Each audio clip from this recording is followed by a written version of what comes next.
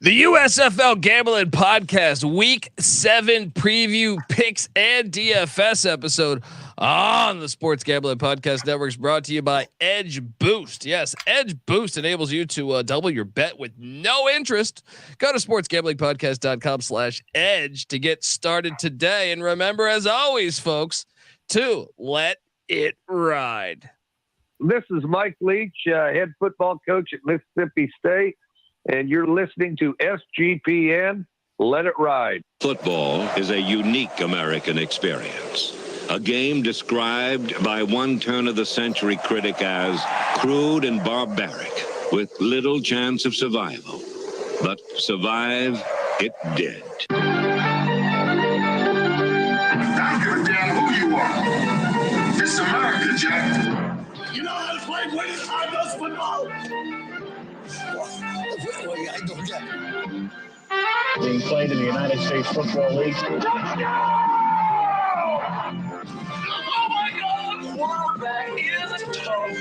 We sometimes forget that football, being the consummate team sport, is a great deal more successful when you do play as a unit and don't rely on individual talent. Frankly, I'm impressed with the USFL. America, this league is good for America, and football is a sport that is made for television. That is football. I'm like, spring football is going to work in America. You play to win the game. And now it is time for our USFL report. And we're back on the USFL Gambling Podcast. That's a big introduction for a big goddamn football league that I love. All right. We are 7 weeks. Well, about to be 7 weeks into it. And look, perhaps you're wondering just who the hell you're listening to. Well, my name is Colby Swinging Database Dan, a.k.a. Pick Dundee. That's not a pick. This is a pick. He was raised in the land down under, where a man thinks on his feet, speaks with his fists, and lives by his wits. When Dundee happened, he was a superstar. I smoke and I drink and I don't have stress and I'm healthy. And you're nothing but a chameleon, lemon-headed, coward, terrorist pussy. And I'm after you, buddy. You're going to pay for it. Good night. Oh, sir, how are you doing? I'm excited. I'm back in the look. I was winless last week, 0-4 on my picks. That's because this is the United States Football League. I wasn't in the United States. I got a good excuse. This isn't my dog ate my homework over here. I am joined by my co-host. Give it up for former JMU Duke defensive back, the burrito eating, sideline kiss stealing, wheeling and dealing, Patty C in the place to be. Hi-oh. Let's go. 7 weeks in, or 6 weeks in the books. Week 7 upon us. I can't wait to see your power rankings because it was tough. I am also joined by third man in the booth, the DFS god himself. We invite you to come play USFL DFS with us. A lot of fun. And I did finish first place one time. Oh, in the world. In the world. I'm not sure about the world, like in that one contest that had several thousand people in it. I think that was the most people in a contest in the USFL. You're like a wrestler, like worldwide champion. Like what? You're like the WCW. You play in like 3 states in the South or something. About to say, look, that was the biggest contest you could enter. So I say, fuck you. I am number 1 in the world, baby. Just like my hero, Ric Flair. Give it up for, though, the rooftop IPA drinking, homebrew making, tobacco road living, the free lot giving, former Herndon Basketball League MVP. Give it up for NC Nick in the place to be. There we go. What's up, guys? I mean, we haven't gotten, me and Patty C recapped when I was in South America. And, we didn't get your 2 cents on the chaos that is the United States Football League. And I mean, I guess we should just go right in on our power rankings. But I'm curious about last week's action, Nick. Here is the floor for you on any surprises or. Yeah, I mean, there's surprises every weekend, that's for sure. Like we were talking right before we started recording, like compared to last year in the USFL, the floor is up big time and the ceiling or the top is down. So that makes very entertaining football where it's hard to handicap, honestly. Now, from a gambling perspective, I went 2-2 ATS. I went 2-2 straight up with a nice gamblers win.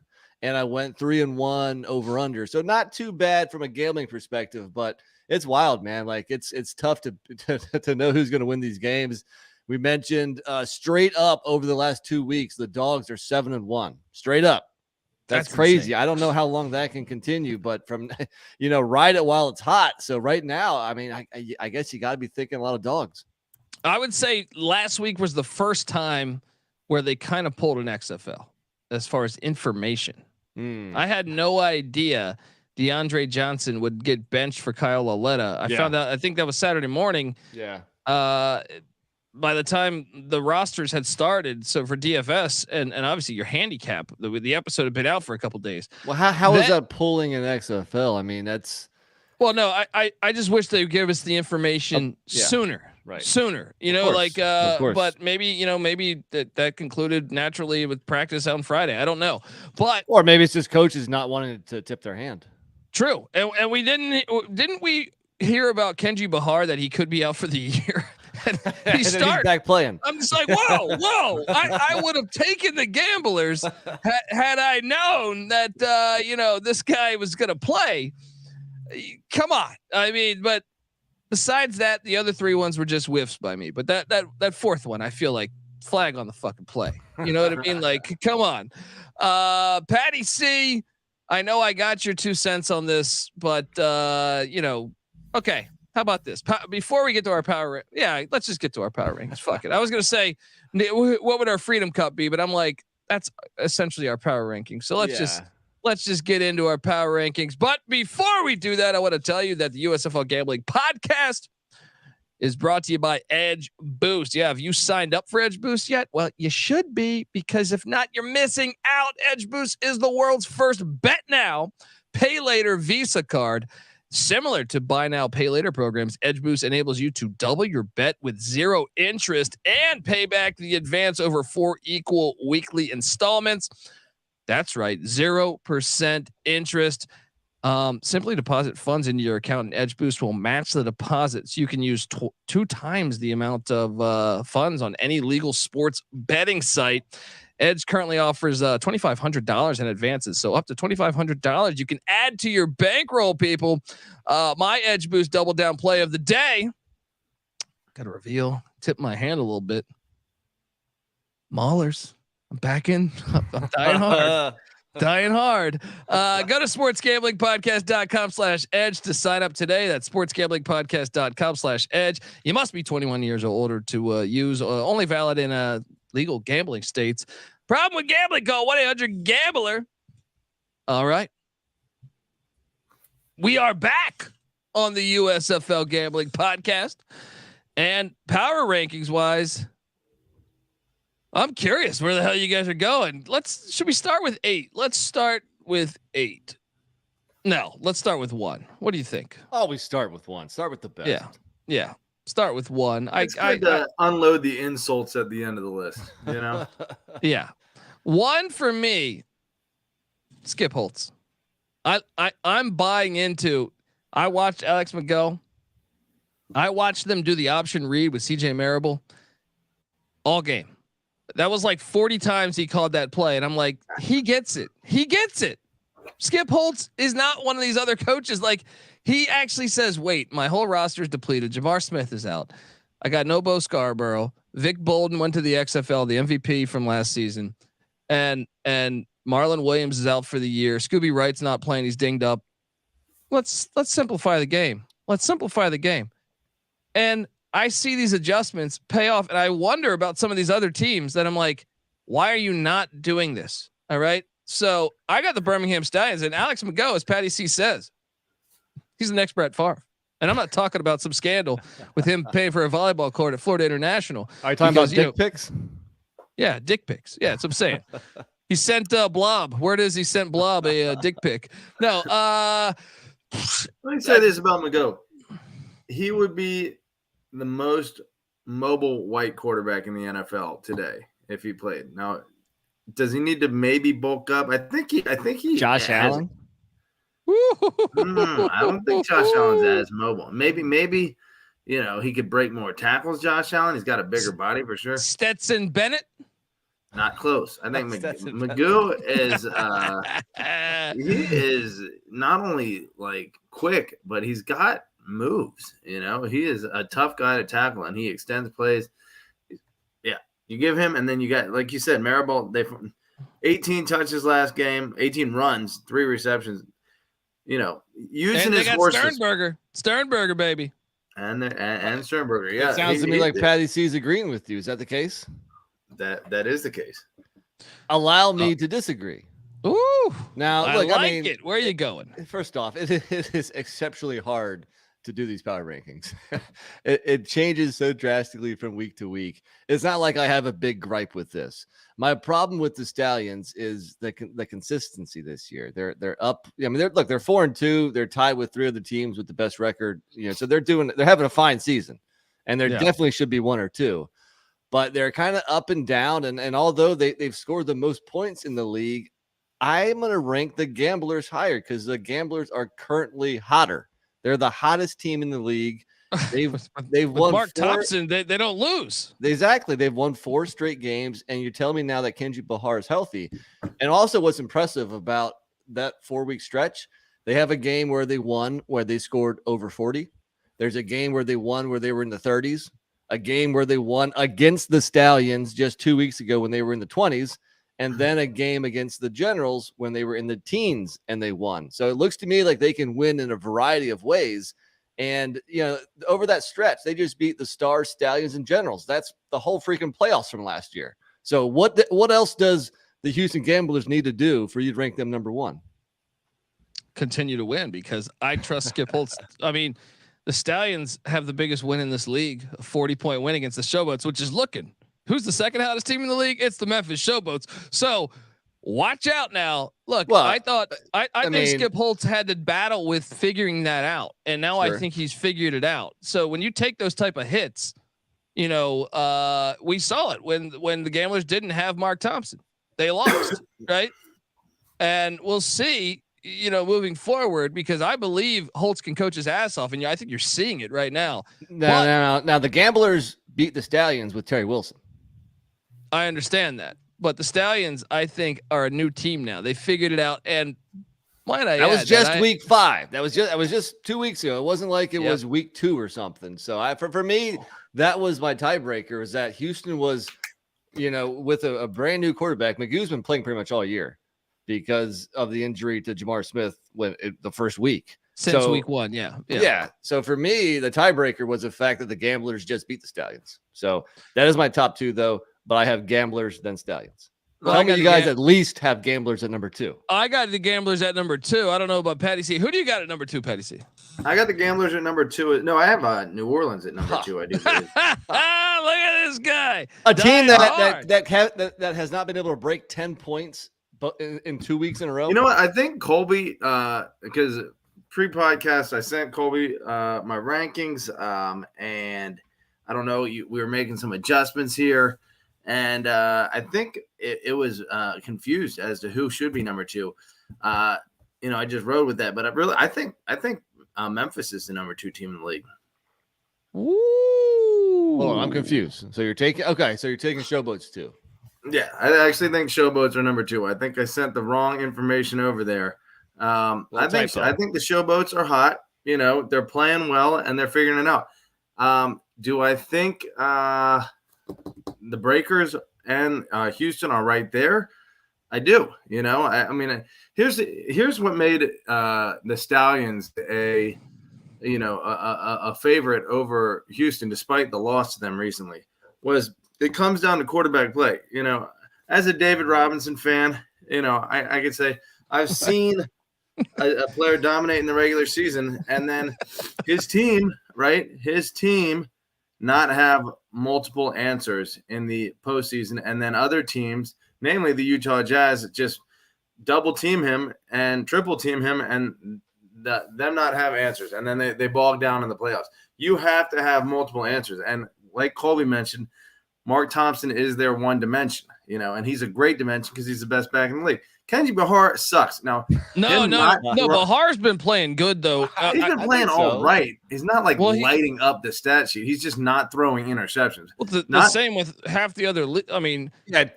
Tell me who on the Showboats is lighting it up offensively. Yeah.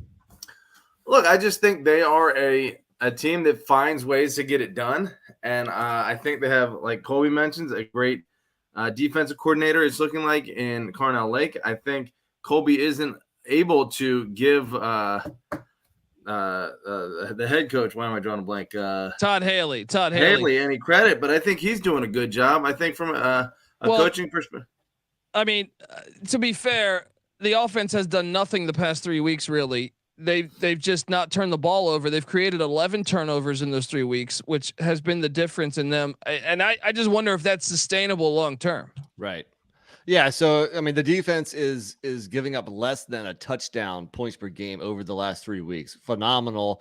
And the turnover battle is 10-2 in their favor. You wonder if that can continue. I mean, a strong defense can continue, but that's such a huge turnover discrepancy. You wonder if that's really what they need right now to win, because the offense is somewhat lackluster. So I wonder if they can win a game where both teams are in the 20s. We're going to see. Look, this is incredibly hard, these power rankings. Hopefully you're watching youtube.com/USFL Gambling Podcast, or just type that into the search engine. But my number 2 is the Gamblers. My number 3. So this is what's great about this league this year. We're all over the place. Patty C's got the Showboats. Me and Nick he's got my top team number 2. I got his top team number 2. At number 3, I went with the New Orleans Breakers still. And this is the last week for me. Like, this is where, to me, after 2, it gets really hard. Like, I think the top 2, I think is Gambler Stallions. But after that, or Stallions Gamblers, but after that, I'm like scratching my head on what I think. Cause I mean, we talked about the Memphis Showboats just a second ago. They didn't do anything on offense. They had a kick 6, 110-yard return by Derek Dillon, right? And a bunch of field goals. And they actually got outgained by a decent margin. And I'm talking about per play. I think the Maulers were getting 5.1 yards of play. And then they got shot at. They didn't even score, which is almost impossible to do when you're getting 5.1 yards of play, right? Let me tell you what.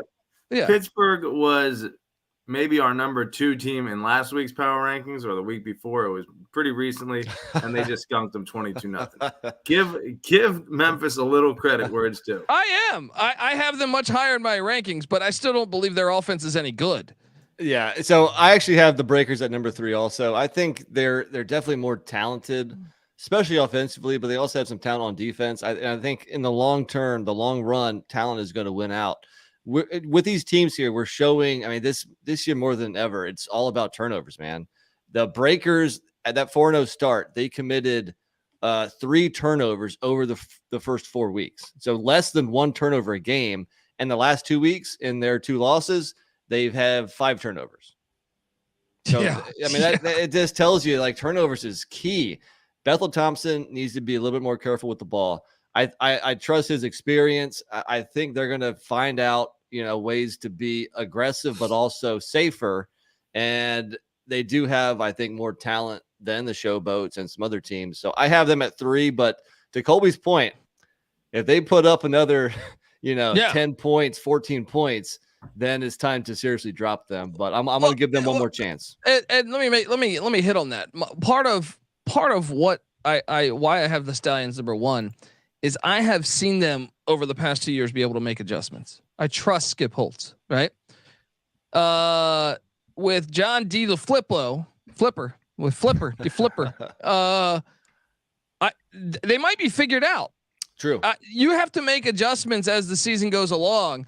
And the past, I'll even say the past 3 weeks, because I know they scored more the third 3 weeks ago, but their offense wasn't lighting things up. So I think this is a big week for them to prove to me who the hell the New Orleans Breakers are. But Patty C, who is your third best team? I got to go Houston. You guys already touched on it. They're hot. The defense is playing well. And Thompson continues to get his, and Bahar doesn't turn the ball over. So right there with you. All right. At number 4. And this is, I thought about doing the Showboats, right? But then I said, I personally think this team is fake, but the Philadelphia Stars beat the Showboats in Memphis, right? They somehow kick field goals every week and win. They're in first place. It wouldn't be a USFL season without the Stars in the Freedom Cup. And Bart Andrist, call it what it is. I mean, last year was a miracle. The defense started making plays, and that's what happened last week against New Orleans. They kind of shut them down, and the pick 6 was the game winner. I got the Stars at number 4. Do I feel good about it? Absolutely not, because part of me thinks they're the worst team in the league, but they're winning somehow, and their kicker is incredible. They do have the worst point differential in the league. And they're in first place.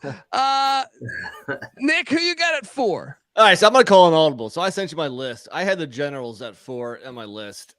You know, I think they're messing around with the quarterback position way too much, and they've lost 3 in a row. Meanwhile, the Showboats have won 3 in a row. So who am I to put the Generals over the Showboats at this point in history? So I'm going to go Showboats at 4. Showboats at 4. That the offense. I'm all over the place. Patty C, who do you got at 4? Who you got at 4? Hey, Patty, I'm at 2. Yeah, I had the Showboats at 2. So you know, you guys are underranking them as far as I'm concerned. But the Breakers, you know, our top 4 is largely the same.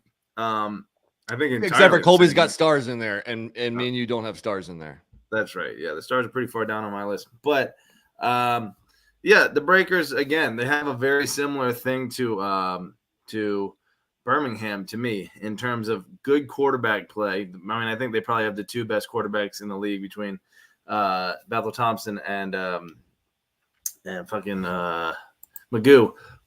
And then as far as running backs, I think Marable coming along, you know, getting more carries, and obviously Wes Hills makes them balance. It's going to make them both tough to stop. I actually think that'll be the South Championship game will be New Orleans versus just like last season. Birmingham. Just like last season. Yeah. All right. Well, look, I mean, at number 5, I went New Jersey Generals. Nick, you've kind of already revealed your hand that you've switched the Generals to 5. And Denver Stars was tough because the Stars beat them 2 weeks ago. They currently have a better record, but long term, as long as they put DeAndre Johnson back at quarterback, I do think the Generals is better. I think they're better than the Stars. So yeah, I do have the Generals at 5 now. To me, if DeAndre Johnson or Dakota Prokop is starting, I actually think the Generals can win the whole Freedom Cup. But they have to. They have yet to give us a decent sample size of quality play. And but Mike Riley ain't helping things by putting in Kyle Lauletta cheese, because now I have no idea. If they continue to start him, they're going to continue to slide down my power rankings because that guy sucks. And and so I got him at 5 just because Darius, to me, like when I'm like Darius Victor, Trey Williams, DeAndre Johnson, I like the defense. I think the defense is pretty good. They are a decent team. Cam Eccles-Looper, I think, is an explosive wideout. I got to put them at 5, but they're a mystery team to me because I don't know. They could be 8 by the end of the weekend. Patty C, who's your fifth best team? Number 5, I had New Jersey as well. 2 and 4, but they have a positive point differential on the season. So a lot of close losses, 3 straight losses by 6 points or less. You know, they just got to get it figured out. I think they really did shoot themselves in the foot from a coaching standpoint this time around yet again. Are they the Houston Gamblers of last year? They may be. Looking like it. You know, there's talent at every position. I really think they might be the most offensively skill position stacked team. I think they are, overall, between Eccles-Looper, between Williams, between Victor, between who's the little wide receiver they got? Yeah, West, how about the Warren, emergence? What was his name? The wideout last week that just looked really good for that's what's crazy is that like what was his name? I'm drawing a blank on his name right now, but Warren Newman. Yeah, Warren Newman. Yeah, he can play. They're a complete. If they can get in, they can win the whole fucking thing. They could win the whole fucking thing. But all right, at number 6, I went with your Showboats, Patty C. So your second place team is my 6th place team. They're only the second hottest team in the league. Yeah, but once again, it's kind of Carnell Lake definitely buying into him being elite defensively, but I just think some of those wins are flukes. Like from a yardage standpoint, I kind of think they got some Philadelphia stars to them. But consider that their loss to Houston was kind of a fluke in the last minute of that game, or else they would be the hottest team in the league with a 4 straight game win streak. Their only other loss, another 4-point. I think the stink of that Birmingham loss has a long-term impact on, had a early, impact on our thoughts about them, but they're a different team than they were in week 2. Defensively, 1,000%. Offensively, they're the same team I think they were in week 2. And that's where my concern is. But I put them at 6. Big week for them to show me some more. Nick, who do you got at 6? Here's where the stars fall. I can't believe the Stars are somehow in front of every other team in the North, leading the division. They looked so bad a couple of weeks ago, and I don't know if we mentioned it on this pod yet or not, but they've won 2 games in a row without scoring an offensive touchdown. That shit is not sustainable. So I didn't think when this year was starting that the Stars would be able to win low scoring affairs, because I thought their defense was trash. Maybe the defense is improving a little bit, but I still don't have that much faith in them or the offense right now. So even though they are a division leader right now, they are my 6th team. Well, you know what's crazy? I think if they win this week, they've pretty much, considering how everything will shake out here, if the Stars beat the Maulers this week, I think they may be able to lock up a playoff spot. Right? Because we're in week 7 here. They have a 1-game lead. It will be heading into week 8 next week. They might have clinched depending on who wins the Michigan-New Jersey game. Yeah, no, because one of those teams will still be just 1 game back. True, but I'm saying they would have clinched the playoffs, not the 1 seed. I got you. Okay, you might be right. Yeah. I don't know. I mean, get some nerd to figure that out, but sounds like it's possible. Pat, you see who you got at number 6? I'll say this about the Stars. They are not my number 6 team. Cookus, second in the league in terms of passing yards, but still 5 touchdowns, 7 interceptions. I do feel like this team is lucky to be 3-3. I think they are. They're the same as the Showboats, buddy. Well, here's the thing. Same team. The Showboats have won 1 more in a row, so they've proven it for a little bit of a longer stretch. Hey, and they beat the Showboats in the Liberty Bowl. Touche, but that head-to-head stuff doesn't really work, because the team I have in front of the Stars, who you guys have behind the Stars, did beat the Stars, and that was the Maulers. And despite last week's clunker, I'm just gonna say that okay. The offense does suck. It is talk about a one-trick pony. If Troy Williams is able to get free, then they're going to move the ball. If he's not, then they're not doing anything. They were able to successfully contain him last week. All they do is get the white running backs out of the backfield. I will say this. For some reason, it looks like they have the best receiving duo in the league. Maybe it's the only 2 dudes that they target, but Henny and Bailey Gaither are reliable in the DFS world. But that said, they're just obviously not a good offense. I do believe the defense remains a force. I think that's 22 points given up is deceptive, and I think they'll be back on track. But they have to get it figured out. So hold on here. Nick, he's shitting on the Stars' run game, right? They're only 15 yards behind the Showboats for the season. All right, they're both terrible rushing teams. These teams are mirror images to me. Whether it's Carnell Lake or kick sixes or Louis Aguiar field goals, they're finding a way to get it done, and we should reward them there. But just to let you know, those are the two worst rushing teams in the league, and they both are terrible at rushing the ball. If anything, the Stars have a better rush average because they haven't commit. But I think the Maulers could be in that same boat if defenses can keep the quarterbacks contained, and that's exactly what the Showboats did. So they're both quarterbacks played for Pittsburgh last week. They only both combined for 15 rushing yards. If you stop the quarterback scrambling, their running game is shit too, as far as getting the running backs. They're the third worst rushing team in the league. You know who the number one rushing team is in the league? New Orleans? The Generals. Okay. Oh, okay. That would make sense. Dude, they average 5.7 yards a rush. How the fuck are you 2-4? Great question. This is like hurting my brain when I wasn't what's his name doing that last year that ended up costing them in the playoff against Philly? Just tinkering around with the quarterback situation. I thought a little bit too much, in my opinion. Luis Perez is a solid quarterback, but I'm just like, dude, you have your offense. Stick with your fucking guys. Right. You know what I mean? He's getting too cute for the second. You'd think he would have learned his lesson. Kyle Lauletta shouldn't be in the league, if you ask me.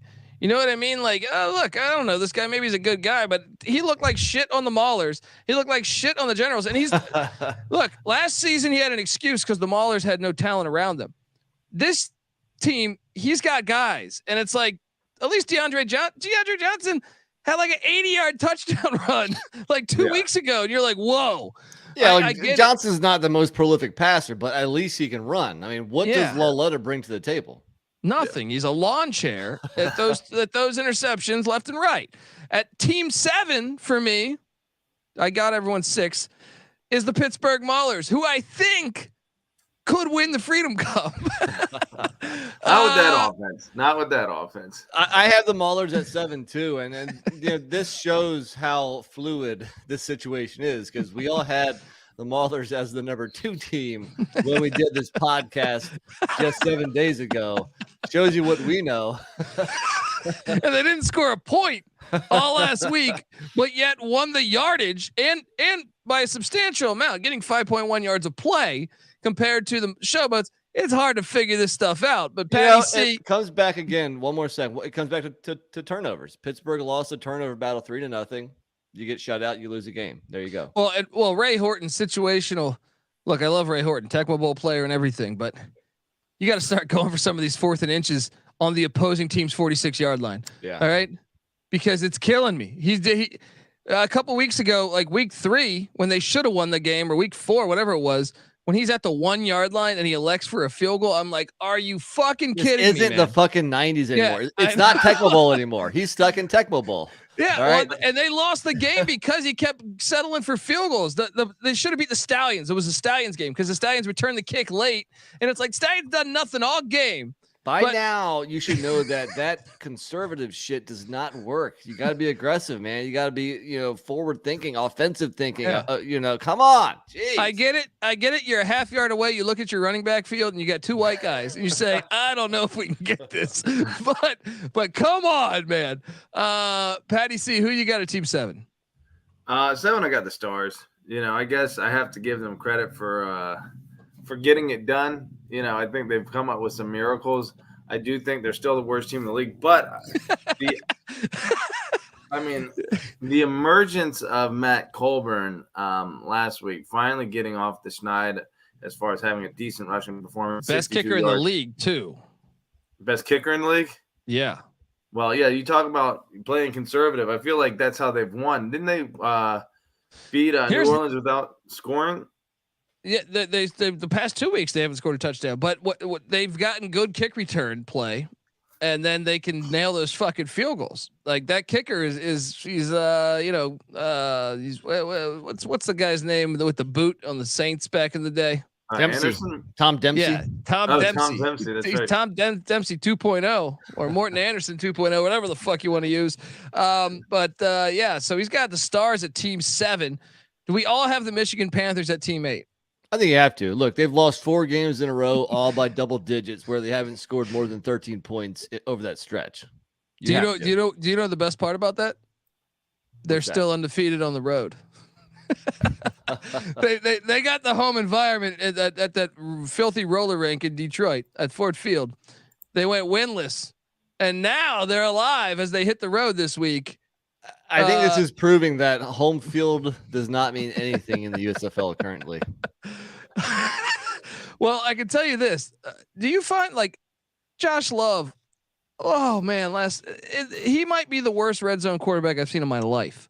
Their red zone offense. Their red zone offense. Because I mean, they can move the ball. That's what I'm saying. They can move the ball. Yeah. This is not. I actually think it's one of the better offenses in the league, just not inside the 20. Inside the 20, they can't get anything accomplished. Didn't they outgain this? I feel like they outgained who was it? The Stallions last week? Well, they lost 27-13.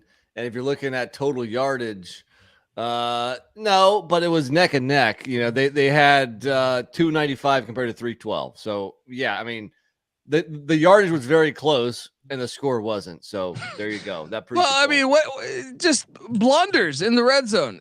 That's been the story all year. Blunders. So that we have them at Patty. So you got Michigan at 8, right? I do. Yeah, I mean, they take losses left and right. They can't figure it out when it counts the most. Yeah, and there's just nothing that – I mean, Reggie Corbin has been bogged down too. You know, I think I'm making looking at his stats right now, I'm going to make a substitution. I was going to have him in my DFS lineup. He's out. When your star back, you know, isn't producing like he should be, then they're kind of up shit creek right now. I think they might be done if they don't get it done this week. All right. Well, look, we are going to talk about this week right now as we just gave away those hot off the presses power rankings. That will probably, if you ask me 5 minutes later, I'll probably have some teams in a different spot.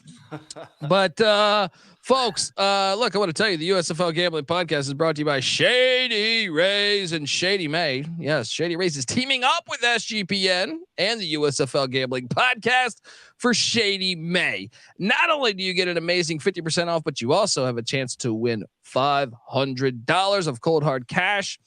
Right now, for our international listeners, Shady Rays has you covered as well with shipping to Canada, Australia, New Zealand, and the UK. Go to shadyrays.com. Use that promo code SGPN for 50% off 2+ pairs of polarized sunglasses. And remember, May is almost over, folks. So make sure to cash in on this.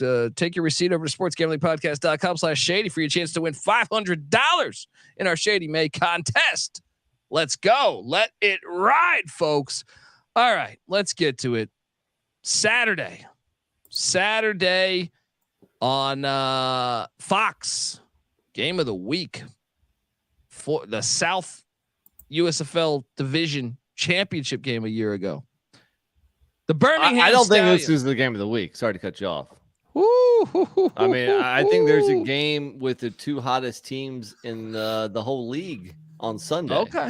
But I guess Freedom Cups don't matter to you. Because here we are, the Birmingham Stallions heading on the road to Birmingham to take on the New Orleans Breakers. This wasn't the Freedom Cup. No, this was the championship, the Southern Championship game. It wasn't the Freedom Cup though. But they won the Freedom Cup last year. That's true. I'm aware of that. So we got Breaker 1-2, the New Orleans Breakers hosting the Birmingham Stallions, even though it's in Birmingham, Alabama. You figure it out, folks. And this one is currently at the Stallions laying 1.5. The over-under's at 45.5. The Breakers are plus 105 on the money line currently. I trust Skip Holtz. He simplified things. Mago looks like a young Dieter Brock. Patty C, what are you doing here? Not the compliment I'm sure he was looking for there. What are you doing in Penetrobe's stadium? Let's see. Hold on, let me get that pulled up again. We said the line was Birmingham minus 1.5. The over-under's at 45.5. And by the way, field advantage. Look. I think you go over, right? As far as over. Both these offenses are solid.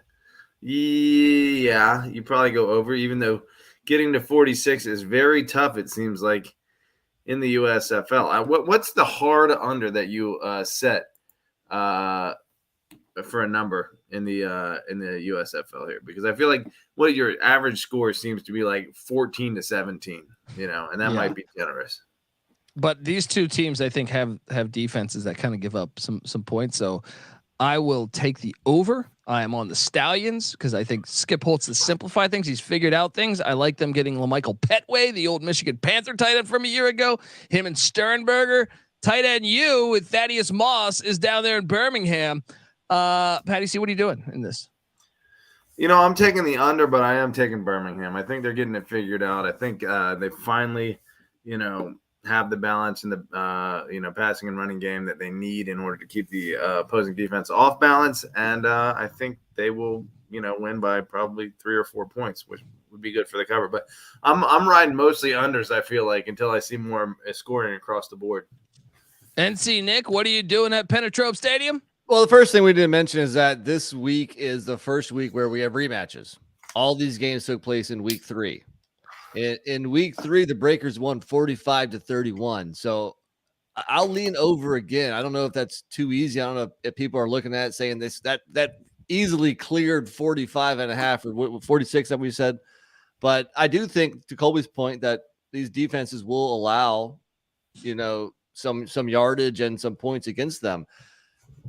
I'm going to go Breakers, actually. I think they're the more desperate team. I mean, even though you could say that the Stallions have revenge on their mind from that 14-point loss just 4 weeks ago, in that game, the Breakers owned the time of possession. They ran for over 200 yards on the ground, only gave up 46 on the ground. Maybe that's a recipe for success here, and I think they're the team that has lost 2 straight. They're more desperate. They're going to come in playing with their hair on fire, and the dogs have been hitting lately. So give me the Breakers. I like it. Break a 1-2, says NC Nick. Well, the next game, FS1 at 6 p.m. Pacific, by the way. Yeah, Pacific times. The other game's at 4. So what is that? 7 o'clock Eastern. Wow, so this is a late game for 9 you o'clock. over there, 9 o'clock NC Nick. Eastern. Yeah. Oh, I'm sorry. 1 o'clock. 1 o'clock on the West for the Stallions Breakers. I fucked that up. So 4 o'clock on the East. And then for the Stars and the Maulers, 9 o'clock on the East, 6 o'clock on the West. FS1 is the network. The Pittsburgh Maulers beat the Philadelphia Stars. The first matchup. This is the second matchup in Canton, Ohio. This game's at a pick. The over-under's at 39. And by the way, the Maulers have been a fucking machine at cashing the under. I think they've cashed the under every week but one. Well, if their defense isn't going to do it, then their offense is going to be responsible. That's what I'm saying. Just take the fucking at 39. Take the under. But really, I think this is a bad matchup. Me and Patty C have talked about this. The Stars, finesse team. They've seemed to figure some things out, though. The defense is playing more opportunistic defense. But I think they're kind of a little sissy team. And I think the Maulers, as bad as that offense are, is. I think the Maulers are a tough team. And I think they're going to fuck them up. Give me the Maulers to win outright. Well, it's pick, but you know what I mean. And I'm on the under. NC Nick, what are you doing here in Canton, Ohio? I think I'm with you. So this is a line that has bounced around big time. Earlier in the week, Pittsburgh was getting 2.5. I love that. You have it a pick now. I'm seeing a tally site that has the Pittsburgh Maulers as 1.5 point favorites now. So depending on where you look here, there might be, some differences, but I do think this is a bad matchup for the Stars. I think their luck has to run out. Give me the Maulers. And like you said, with the Maulers games, you almost have to go under. So yes, this is a very low under, but it'll still not get to that level. So yeah, Maulers straight up. Give me the under. Patty C, what are you doing in Canton, buddy? Give me Maulers straight up as well. You got Tizzino on Pittsburgh in the middle. leading the league in tackles, and then you got Sagapolo on Pittsburgh in the defensive line, second in the league in sacks. And anytime you have a little spread offense where it's kind of based on taking advantage of the numbers, as people in Pittsburgh should be able to relate to this. As a longtime Steelers fan, we would blitz Tom Brady and we would get picked apart. It takes a good quarterback to pick apart a blitz scheme, a high level blitz scheme, but he was able to.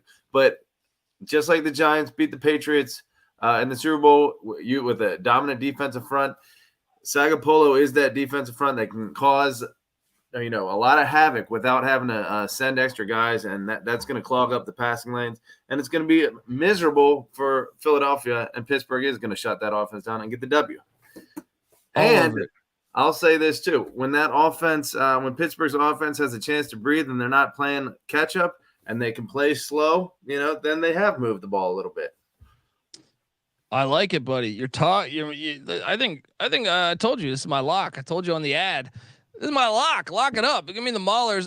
Let's jump on over to Sunday, where NC Nick says, "Hey, this is the game of the week." But if so, he's gonna have to be watching a little bit of CSI New Orleans or something prior, because it's gonna go right on the USA Network. All right. So after Walker, Texas Ranger, or CSI New Orleans, they're going to bleed into. If it's between those two, I'm definitely going Walker, Texas Ranger. You're going to jump over and we got the Houston Gamblers. I feel like the Memphis Showboats haven't played an away game in a while too, right? But at the old Liberty Bowl, Gamblers, Showboats, the two hottest teams in the league. This game currently the Gamblers are laying 3. The over-under's at 43.5. Showboats plus 135 on the money line. Patty C. Kenji Bahar's healthy. I'll lay the 3 with the Gamblers, and I will also play the under, because I don't think both these offenses are that good. Give me the under at 43.5. I think if you're going to take a totals, I like a totals parlay of the under in the Maulers game and the under in this Showboats game. Are you not scared that the last time these guys played in week 3, they put up 56 points combined? I think I think the Gamblers have fixed their defense a lot.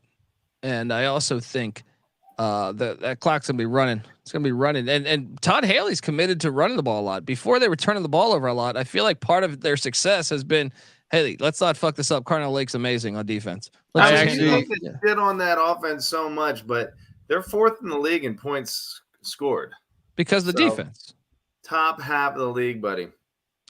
I completely agree with Colby and that breakdown here. I think this game is nowhere near as high scoring as the first one, so I am on the under. I just had the Gamblers as my number 1 team in the league, so I will lay the hook and lay the 3. Well, you said -3, right? Okay, I'm seeing 3.5 on Tally Site. Either way, 3. I'm going to go ahead and take the Gamblers to lay the points, money line, and the under.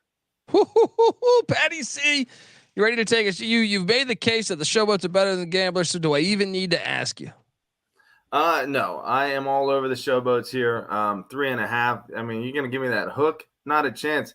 I think Memphis, look, they might money line this. It's not, I guess, that huge of a score for that to be, a wild upset. But with the way that Houston's been playing, you'd have to be crazy to bet hard against them. But I think Memphis is getting slept on. I know Colby's hatred for Todd Haley is a factor in the fading of them. So, and I'd be lying if I wasn't going to say that, part of my love for them is the fact that Colby hates them. And, well, the game was 30-26 in week 3. So that was a close game. I see Patty's point here, but worst rushing attack in the league as far as yards per carry. There you go. And I'm trying to find somewhere on the leaderboard. Collins is number 17 in the league for them in rushing yards. And he doesn't even start Garrett for them Groshek anymore. and Madre London are both ahead of him. So that should tell you about their running game. You're right about that.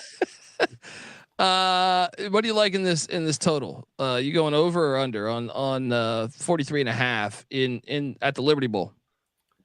I'm easily on the over on that. I'm seeing 42.5, but I'm taking the over on that. All right, and then the final game, Sunday night, we got the Michigan Panthers.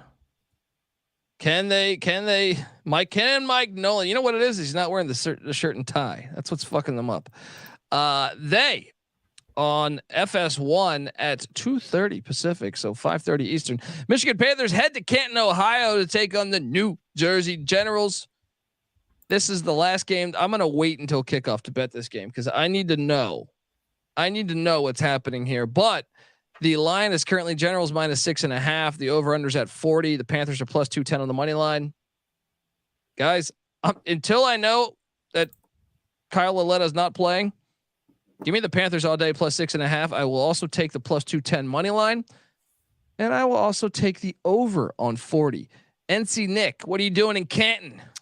You know, I was just saying that it might be smart to pick dogs, but I can't get behind the Michigan Panthers. I have them last in my power rankings for a reason. They've lost, what did I say, 4 straight games by double digits, and they can't score over 13 points. I'm going to go Generals, lay the 6.5, and I'm going to go under. This has like a 20-10 type feel to me. See, you're disrespectful because the Panthers are undefeated on the road this year. This is on the road. That's right, baby. They're a different team away from the curse of Bobby Lane in Detroit, buddy. All right. They said they'll never win a pro football championship again in Detroit. Now they got to hit the road to win things. By the way, week 3 Generals won 28-13. Yes, and Lauletta Cheese did not start. Me to go New Jersey here. I mean, they're getting worked. That's as bad as you can really lose almost in the USFL. And no, your Showboats lost by 40. That was a different time. Who are number 2 in your power rankings? 1 week does not a season make, my friend. And don't forget the Gamblers beat the Stars 41-16 also. Those are your 2 most lopsided wins this year. Yeah. But still, 2 touchdowns every week for 4 weeks straight. Or two possessions. That's not getting it done. I think you flipped me to go Generals here. What are you doing on that total? I think I'm going over on that one. Yeah, get your tickets. Get your tickets. Get over on that one. All right, folks. Well, look, before we jump into let's just jump into it. DFS. I'm about to kick your ass, guys. All right, I feel good. I'm back in the States. I'm feeling good about my chances here. DFS wise, are we ready to fire away on DFS? Oh yeah, let's rock.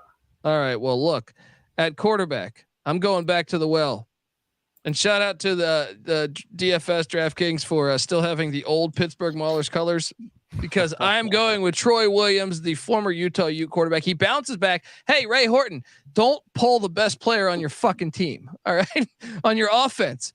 All right. Even if he's struggling, he gives you the best chance to move the ball up the field. At 8,900, I'm going back to the well, even though they did not score a point a week ago. That's called balls, baby. NC Nick, what are you doing at the quarterback spot? I can't do that. I took Troy Williams last week. He put up 5 fantasy points. I had everything else was good, and he just was the anchor that really sunk my DFS team last week. So I can't do it. My thought process this week was I can't get the quarterback position wrong. So what do?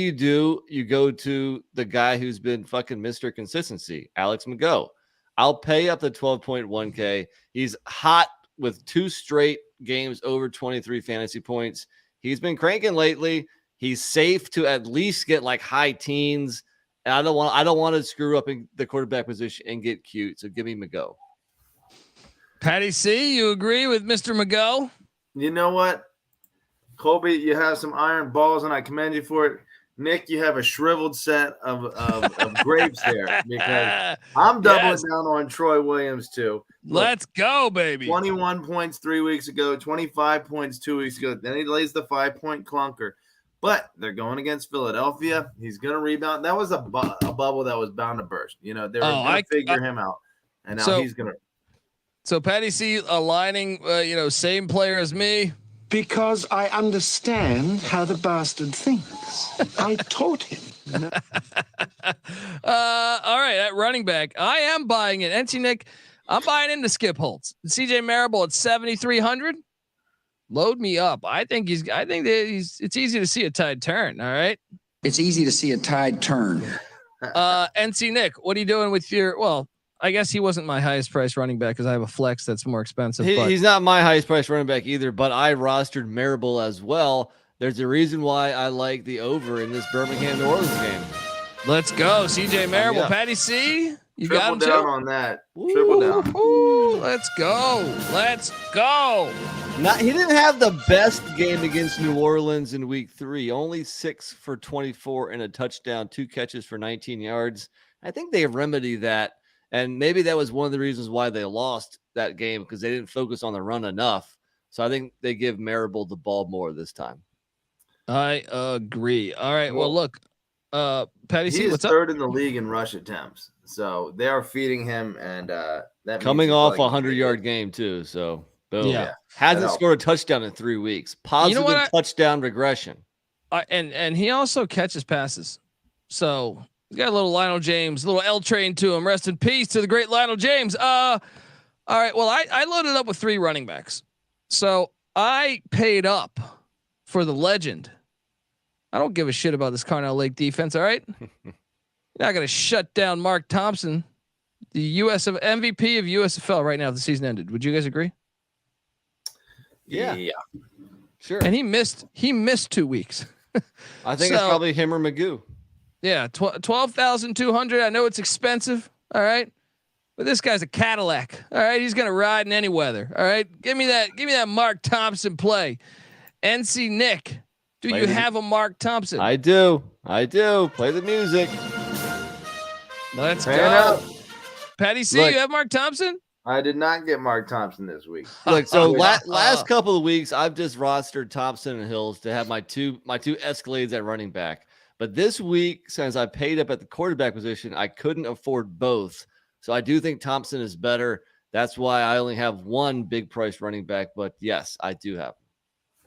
Patty C, who'd you go with then as your second back? I will say that the drop off in attempts per game, rushing attempts per game, after Hills and Thompson is precipitous. 18.3 rushes per game for Hills, 18 for Thompson, and then after that, Marable third with 11.3. So those dudes are getting fed way more. So it does hurt not to take one of those. But even though Victor hasn't been super effective lately, I think he'll bounce back, and I'm going to roll the dice and say Darius Victor puts up some big numbers this week. Kind of surprising nobody has Wes Hills, considering he ran for 191 yards and 3 touchdowns against Birmingham for 44 fantasy points the first time. That's true. Cannot do it this time. All right, cannot. Look, I feel like that offense, I'm just scared of that offense, with the exception of one player who I played. So my third running back, $5,800. I'm taking a shot on Trey Williams. I think this guy needs the ball more. If I'm him, I'm actually like trying to go to another team. I feel like, because he's a baller. I think you took him last week too, didn't you? Yeah, I took him. I've had him multiple times. I took him the week before when he had a touchdown. But at 5,800, I feel like he's a bargain play because this guy is a true home run threat. I think he could score like a 60-yard touchdown anytime he touches the ball. It is a risky play because for some reason they need to get him the ball. Like, this is like Avante Turpin style to me. It was like, yes, you have Darius Victor, your bowling ball. I'm not saying he should still get 15 carries minimum, but they got to get creative by getting Trey Williams the ball. I don't care if it's screens. I don't care if it's, reverses. I don't know, but just get the guy the fucking ball because he's one of the best players in this league. At 5,800, I did Trey Williams. Nick, your thoughts? I agree that he needs the ball more. I just don't know. I can't rely on him getting the ball more. Last week, he had 4 carries for 14 yards.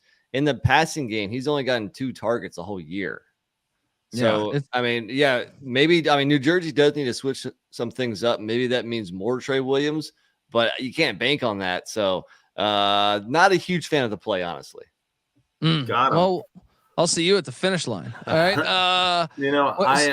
I agree with Nick completely on that, and that scared me off Trey Williams because I was looking at him. He does, to Colby's point, have the highest rushing average per play or per carry of any running back in the league.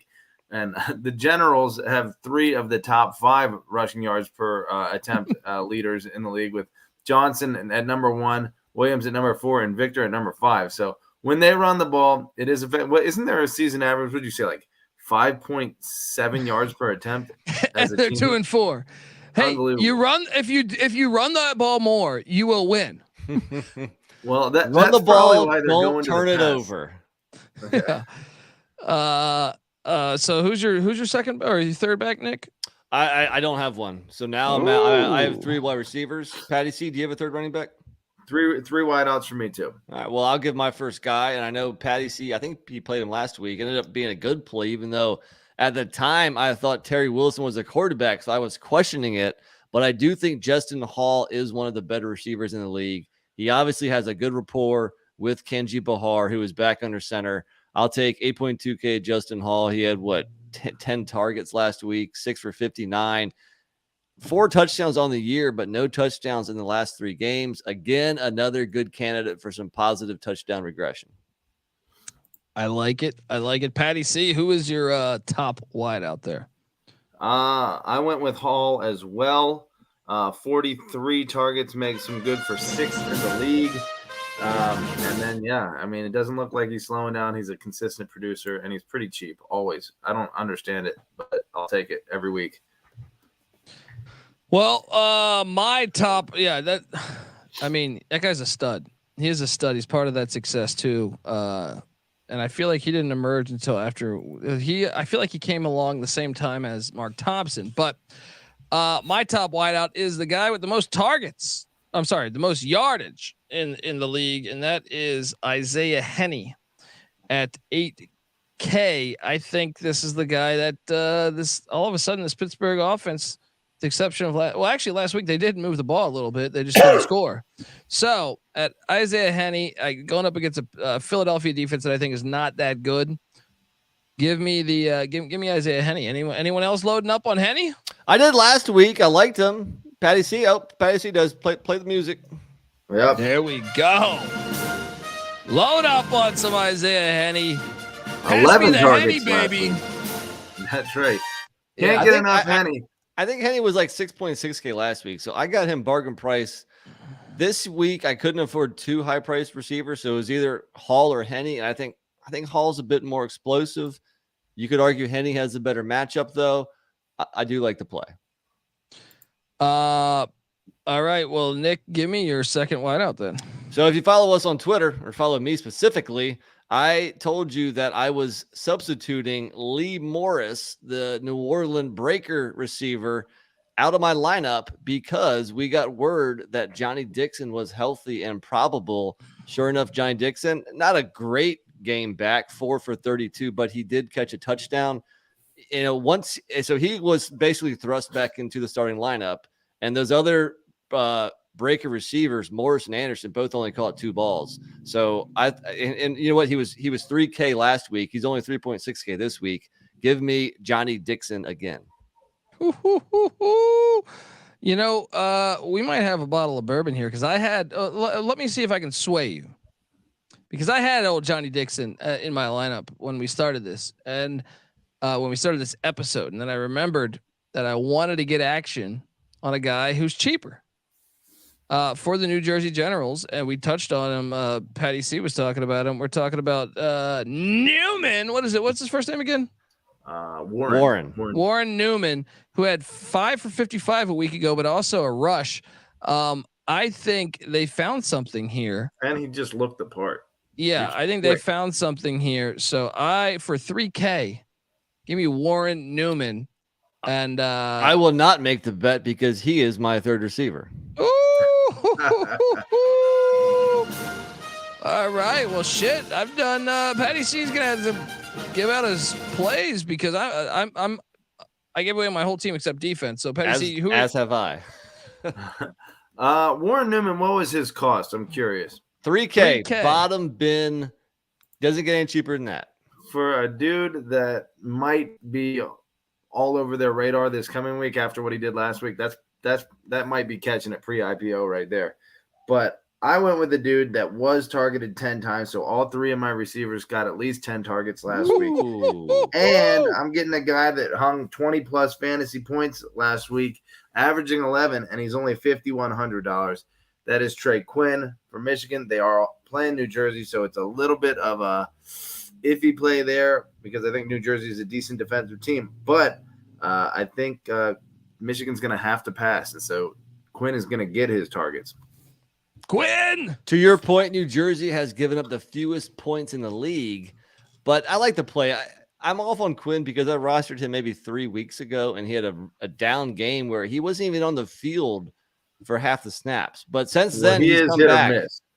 Since then, he's come back and has proven himself. It's just, DFS is funny. Once you roster a guy and he burns you, you kind of remember that. So I like the play, though. For sure. I like the play, too. So now we're down to our defense, and we just touched on it. Top defense in the league, arguably. The New Jersey Generals at 3,500. That is my defense. NC Nick, did you go with the Generals? So yes, actually I did, because I only had $3,600 left. So I could only afford the Generals or the Panthers playing each other. And I think the Generals have the better offense. And therefore I will take the Generals defense. Amen. That makes sense. Patty C, who'd you go with defensively? You guys, how quickly you forget who the best defensive team in the league really is, and that is the Pittsburgh Maulers.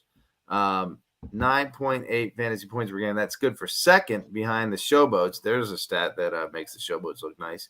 But again, we talked about their turnovers. So maybe the Showboats would be a better play because they're $100 cheaper. But I think the Maulers are going to smack Philadelphia and shut that down. So I'm going Pitt. I like the play. It was either Generals or Pitt. I think the Generals. Josh Love, red zone interceptions, creates turnovers. Folks, that's our show. Subscribe to the USFL Gambling Podcast. Give us a follow on Twitter at USFL Gambling. Also, I am on Twitter at TheColbyD. Give us give me a follow. NC Nick's on Twitter at NC__NICK. Patty C's on Twitter at PattyC831. We also host the college football experience and the college baseball experience and the college basketball experience. Subscribe to all of those. And also the XFL Gambling Podcast. We just got you covered left and right. All right. We got you covered left and right. And shout out to the other leagues. We subscribe to the CFL Gambling Podcast. CFL kicks in a week. As the road, to the Grey Cup kicks in a week. And then, shout out to the other leagues. We don't have a podcast on this one yet, but the ELF guys, you guys know about the ELF, the European Football League, kicks this next week. Wow. Some of those old, if you watched, NFL Europe and the World League, some of those old franchises still existing there. The Rhine Fire, the Hamburg Sea Devils, Frankfurt Galaxy, Berlin Thunder, Barcelona Dragons, all still existing in that league, which you can watch now. This is we got the internet. They missed an opportunity. It should be the Hamburg Burglars. Yeah. I like that. Easy winner, right? And they need to bring back the London Monarchs because they're still missing them. Did they have the Scottish Claymores? No, those two are gone. They need to bring those back, baby. But check out the ELF. Check out the CFL football year round, baby. The ELF is I want to say that league is in transition. They're adding teams. Teams are dropping off. But either way, we're watching. It's America in Europe. It not only is it American football, but is free market. True. Exercising. They lost the Istanbul team, but also, I mean, come on, there was a gigantic fucking earthquake there. The whole city fucking went down. So they have added teams. There's this league's fun. You got teams in Paris Musketeers. Come on, how pussy are they? And come on. Come on. I mean, you got Munich, the Munich Ravens. What's the team from Poland? The Warsaw Rams or something. Yeah. Wait, are they gone? Are they gone? I think they might have folded too. Yeah. I think they're gone. But we got Prague. Come on. Prague. Yeah. Prague. I don't fucking know. You got Leipzig. How do I pronounce this? Leipzig, I think. Leipzig. Right? You got Milano. Danzig. Milano's got a fucking team. Just get on over there. Check out some. Look, isn't this great though, guys? We're at a point where we got XFL, USFL, ELF, CFL leads us into college football, NFL. You gotta love it. You gotta love it, folks. So check us out. Check out football. How about that? I'm going to promote football right now. Guys, watch football, play football. What do you think of this new stupid NFL punt return bullshit or kick return fair catch bullshit? Oh, ridiculous. Anyway, don't subscribe to that bullshit. This is the USFL, baby, where the kick return keeps on rocking. Best kick return in all of pro football. Subscribe, folks. Tell a friend. And look, we'll be back to recap Sunday or Monday. So stay tuned. This is the USFL Gambling Podcast. You better start thinking about yours. And we out of here.